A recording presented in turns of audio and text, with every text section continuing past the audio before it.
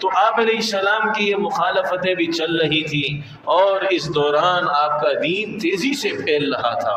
حج کا زمانہ آ گیا۔ حج کا زمانہ جیسے ہی آیا تو سارے کے سارے لوگ پریشان ہو گئے، اور ولید بن مغیرہ کے پاس پہنچے اور ان سے کہا کہ کیا کرنا چاہیے، کیا مشورہ ہے؟ اگر قبائل عرب کو محمد کی نبوت کا پتہ موسم حج میں چل گیا تو سب مسلمان ہو جائیں گے۔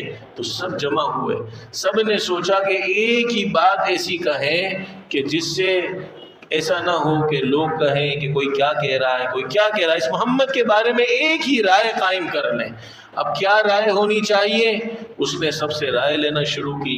کسی نے کہا کہ ان کو کاہن کہنا چاہیے، سب کہیں کہ یہ کاہن ہے، کوئی اس کی بات نہ سنے۔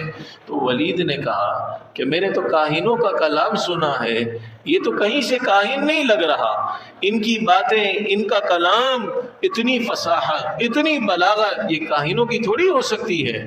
تو اتنے میں پھر کسی اور نے کہا کہ ان کو مجنون کہنا چاہیے۔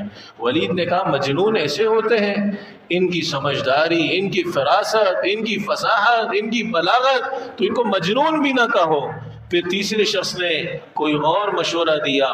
آخر جب ایک شخص نے کہا کہ انہیں ساحر کہنا چاہیے، ایک نے کہا انہیں شاعر کہنا چاہیے، تو ولید نے کہا شاعر بھی نہ کہو، ان کا یہ کلام شاعروں کے کلام سے تو بہت اونچا ہے، شاعروں کے کلام میں کیا فصاحت اور بلاغت ہوتی ہوگی جو اس محمد کے کلام کے اندر ہے، تو شاعر بھی نہ کہو، لوگ ہمیں بیوقوف کہیں گے۔ تو آخر اس نے کہا ہاں ساحر کہہ سکتے ہو، لیکن یاد رکھو یہ ساحر بھی نہیں ہے، یہ ساحر بھی نہیں ہے، ان کے کلام میں کہیں سے سحر نہیں ہے، ہاں جادو جیسا اثر ضرور ہے، جادو جیسا اثر ضرور ہے۔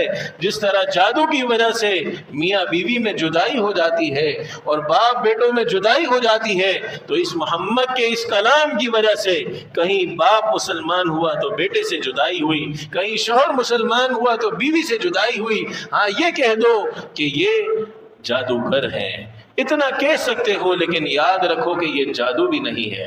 چنانچہ موسم حج میں چاروں طرف قبائل عرب سے ملاقات کے لیے مشرکین مکہ اور ان کے سردار رستوں میں کھڑے ہو گئے، اور سب اللہ کے نبی کے بارے میں کہہ رہے کہ یہ ساحر ایک ہمارے درمیان ہے، اس کا کلام نہ سننا، اس کی باتوں میں نہ آنا۔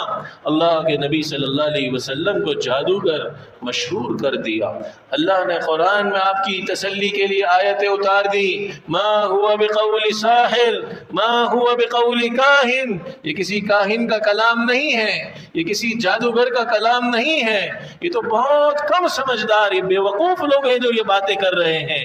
تو جب آپ کی چاروں طرف جادوگروں کی تذکرے اور خبر پھیلے تو قبائل عرب میں ایک انتشار سا پھیل گیا، اور سب نے مل کر اللہ کے نبی صلی اللہ علیہ وسلم پر حملے کا ارادہ کیا، اور یہ فیصلہ کر لیا مشرکین مکہ نے اور ان کے سرداروں نے کہ اب مسلمانوں پر سخت سے سخت ایذائیں پہنچائی جائیں، سخت سے سخت ان کو سزائیں دی جائیں۔